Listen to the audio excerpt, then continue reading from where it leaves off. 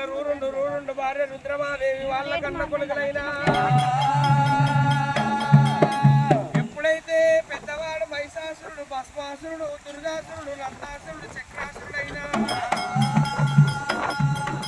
ఇప్పుడైతే బాలవీరుడు ఎప్పుడైతే అలనాడు రుద్రమాదేవికి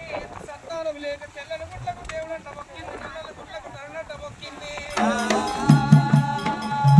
సంతానం లేక రుద్రమ్మ కలగల కలగల కన్నీరు తీసింది దేవుడు ఎన్ని పూజలు సాగులు చేసినా కానీ రుద్రమ్మకు సంతానం అయితే లేదమ్మో అప్పలారా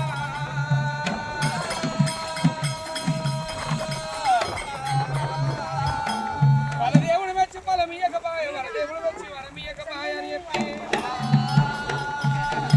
అలనాడు అమ్మవారు రుద్రమ్మ నూరుండు ఇద్దరు సత్యమా పురుషులైనా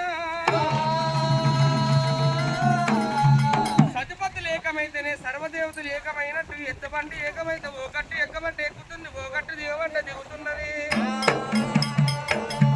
ఇద్దరు సత్యమా పురుషులు భార్య భర్తలు కలిసి శంకరుడి పేరు మీద కఠోరమైన తపస్సు పడుతున్నారే అమ్మో అలనాడు సదా సాంబశివుడు ఎప్పుడైతే త్రివేట మార్గం చేరవస్త ఉండంగా ఇద్దరు సత్యమహాపురుషులకు సంతానమిస్తగానే మీరు అసలు గడియలో గలవద్దని చెప్పినప్పుడైనా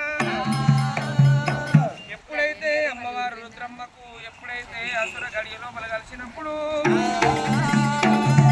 అసుర గడియ లోపల 5 మంది బాలవీరులు